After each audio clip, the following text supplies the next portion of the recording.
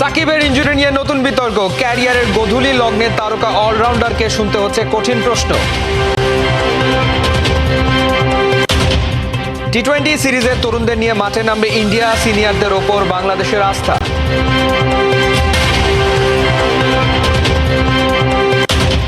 বেঁচে গেছে বাফুফের নির্বাচনের দামামা, তাবি দাওয়াল দিলেন সভাপতি পদে লড়ার ঘোষণা। কন্ডিশন বিবেচনায় প্রয়োজনে কানপুর টেস্টে বাদ দেওয়া হবে সাকিবকে, জানালেন নির্বাচক হান্নান সরকার। আঙুলে পর্যবেক্ষণে টাইগার অলরাউন্ডার।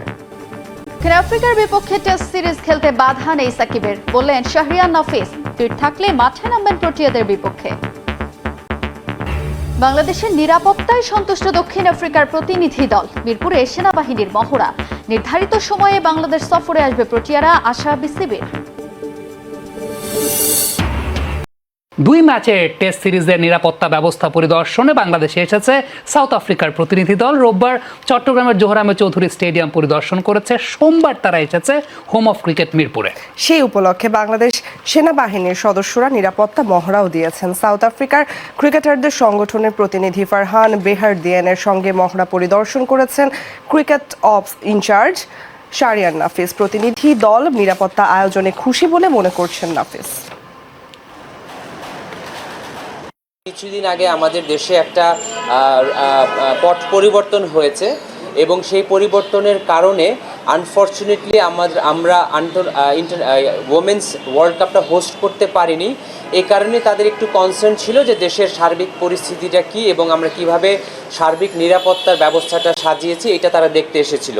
সাউথ আফ্রিকা থেকে এর আগে কোনো সময় কোনো প্রতিনিধি দল আসেনি, কিন্তু যেহেতু রিসেন্টলি আমরা ওয়ার্ল্ড কাপটা অর্গানাইজ করতে পারিনি, এই জন্য তারা আবার নতুনভাবে ওভারঅল আমাদের অ্যারেঞ্জমেন্টটা দেখে। সাকিব কি শতভাগ ফিট? কানপুর টেস্টে সাকিবকে একাদশে রাখা কি হবে যৌক্তিক? ক্যারিয়ারের গোধূলি লগ্নে সাকিবকে শুনতে হচ্ছে কঠিন প্রশ্ন। দেশেরা অলরাউন্ডারকে বাদ দেওয়া প্রসঙ্গে ক্যাপ্টেন শান্ত সাংবাদিকদের বলেছিলেন সাহসী প্রশ্ন। তবে সাহস করে প্রয়োজনে সাকিবকে বাদ দেওয়া হতে পারে বললেন দলের নির্বাচক। সাকিব কি তবে এখন আর অটো চয়েস নন? চেন্নাই থেকে নাইয়ান বিন জসিমের। যদি আমাদের দরকার হয় দলের টিম কম্বিনেশনে সাকিব খেলবে, আর যদি মনে হয় যে না এই মুহূর্তে আমাকে তাকে সারা চিন্তা করার দরকার হতে পারে, সেটা হতে পারে। একদিন আগে শেষ হয়ে গেছে চেন্নাই টেস্ট। আমার পেছনে যে ম্যাচ ভেন্যুটা দেখতে পাচ্ছেন সেটা রীতিমতো খাঁ খাঁ করছে, আর টিম হোটেলে টিম টাইগার্স অস্বস্তিতে আছে। সবচেয়ে বেশি অস্বস্তিতে আছেন খুব সম্ভবত সাকিব আল হাসান। ক্যারিয়ারের একেবারে গোধূলি লগ্নে এসে একটা কঠিন প্রশ্ন তাকে তেড়ে বেড়াচ্ছে দমকা হাওয়ার মতো। সাকিব আল হাসানকে কি এখনই দল থেকে বাদ দেওয়া উচিত? তাকে কি একাদশ থেকে ছেটে ফেলা উচিত? যে প্রশ্নটা আসলে গত 18 বছরে একটা বারের জন্য সাকিব আল হাসানকে নিয়ে তোলার কেউ সাহস পায়নি, সে প্রশ্নটাই ঘুরে ফিরে বারবার আসছে। সাকিব আল হাসান ব্যাট হাতে যেভাবে স্ট্রাগল করছেন, স্টিপ মুখে নিয়ে যেভাবে আসলে ব্যাটিংটা করার চেষ্টা করছেন, নিজেকে টেনে নিয়ে যাচ্ছেন, সেটা অনেকেই দেখতে পারছেন না। দেখে অনেকের মায়া হচ্ছে। বল হাতে ফোলা আঙ্গুল নিয়ে যেভাবে বল করছেন, সেটাও আসলে কেউ মেনে নিতে পারছেন না। ঠিক এই অবস্থায় সাকিব আল হাসান কি আসলেই শতভাগ ফিট থেকে খেলছেন? এই প্রশ্নটাই কিন্তু সবার আগে চলে আসছে। আনফিট থেকে বা হাফ ফিট থেকে খেলাটাকে সাকিব আল হাসান নিজেই প্রতারণার সঙ্গে তুলনা করেন। কম্বিনেশনের কারণে প্রয়োজন হলে কানপুর টেস্টের একাদশ থেকে বাদ দেওয়া হবে সাকিবকে। কোনো ক্রিকেটারের নাম নয়, টিম ম্যানেজমেন্টের অগ্রাধিকার দলের জয়, জানিয়েছেন বিসিবির নির্বাচক হান্নান সরকার।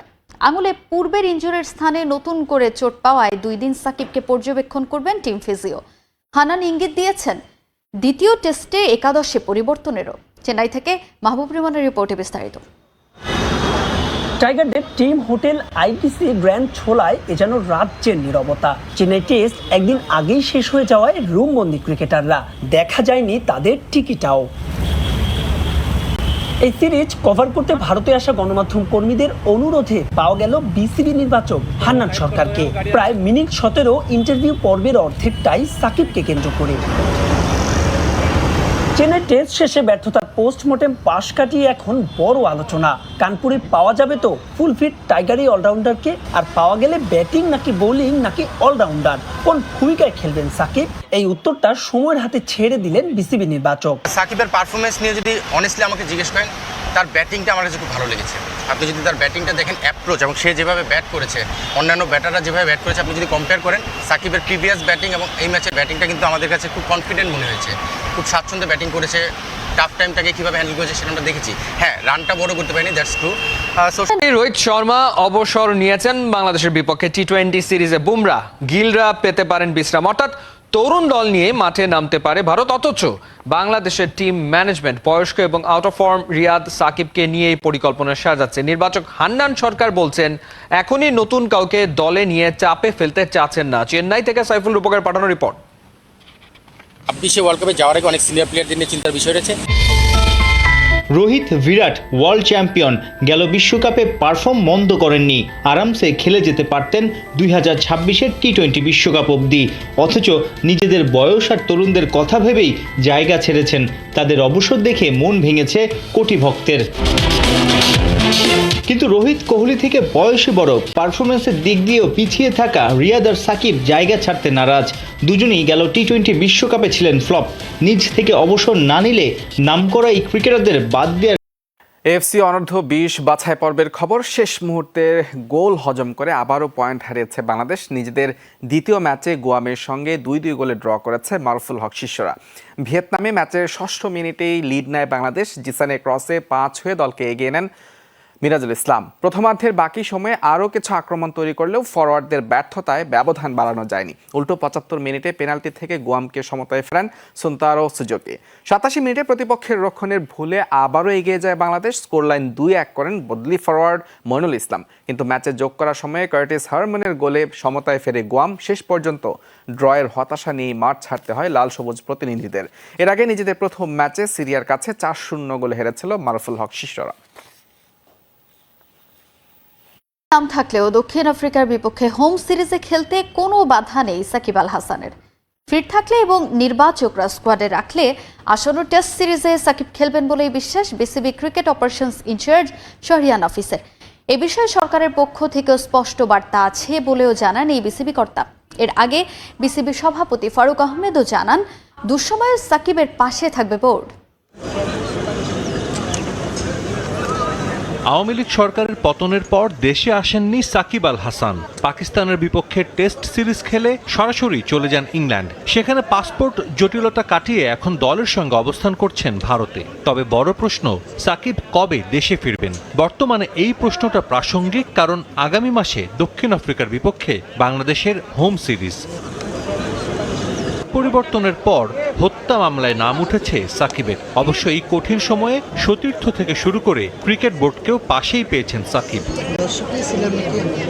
এখন প্রশ্ন, ভারত থেকে কি দেশে ফিরবেন সাকিব? বিভিন্ন সূত্রের খবরে জানা গেছে প্রোটিয়াদের বিপক্ষে 2 ম্যাচের টেস্ট সিরিজ খেলতে চান tiger allrounder. BCB cricket operations incharge Shahriar নাফিসের মতে দেশের মাটিতে খেলতে কোনো বাধা নেই সাকিবের। সাকিব আল হাসানের ব্যাপারে আমার মনে হয় মাননীয় প্রধান উপদেষ্টা, মাননীয় আইন উপদেষ্টা এবং মাননীয় ক্রীড়া উপদেষ্টা খুব স্পষ্টভাবে বলেছেন। বাংলাদেশ সরকার থেকে যেই ক্লিয়ার মেসেজটা আছে, যেই মামলাগুলো হয়েছে এই ব্যাপারে কাউকে অন্যায়ভাবে হেনস্থা করা হবে না। এবং আমরা মনে করি সাকিবের ব্যাপারে বাংলাদেশ গণপ্রজাতন্ত্রী বাংলাদেশ এখন যে অন্তর্বর্তীকালীন সরকার রয়েছে তারা তাদের অবস্থান খুব সুস্পষ্টভাবে ব্যক্ত করেছেন। ইনজুরি 1-0 গোলে হারিয়ে দীর্ঘ 28 বছর পর আন্তর্জাতিক শিরোপা ঘরে তোলে আর্জেন্টিনা। একই দিন রাতে অনুষ্ঠিত হওয়া ইউরো কাপের ফাইনালে ইংল্যান্ডের স্বপ্ন ভঙ্গ করে দীর্ঘ 53 বছর পর ইউরোপের সেরা হওয়ার গৌরব অর্জন করেছে ইতালি। রোমাঞ্চকর ও উত্তেজনাপূর্ণ ম্যাচটি শেষ হওয়ার কয়েকদিনের মধ্যেই ফুটবল পাড়ায় নতুন খবর রটায় আর্জেন্টাইন দৈনিক পত্রিকা দিও রোলে। তারা জানায় 2 মহাদেশের 2 চ্যাম্পিয়ন দলের মধ্যে আয়োজন করা হবে একটি বিশেষ ম্যাচ। 2 মহাদেশের ম্যাচটির অবশ্য আরও একটি নাম আছে, ফিনালিসমো। ইতালিয়ান এই শব্দটির অর্থ হচ্ছে ফাইনাল। ইউরো ও লাতিন আমেরিকার চ্যাম্পিয়ন দলের ম্যাচের আনুষ্ঠানিক ঘোষণা দেওয়ার কালে ওয়েফা সভাপতি বলেন, ওয়েফা ও কনমেবলের মধ্যে একে অন্যের পাশে দাঁড়ানোর ইতিহাস অনেক পুরনো, যেটা আমরা বিগত বছরগুলোয় আর্তেমীয় ফ্রান্সি ট্রফি কিংবা ইন্টারটোটো কাপের সময় দেখেছি। গর্বের সঙ্গে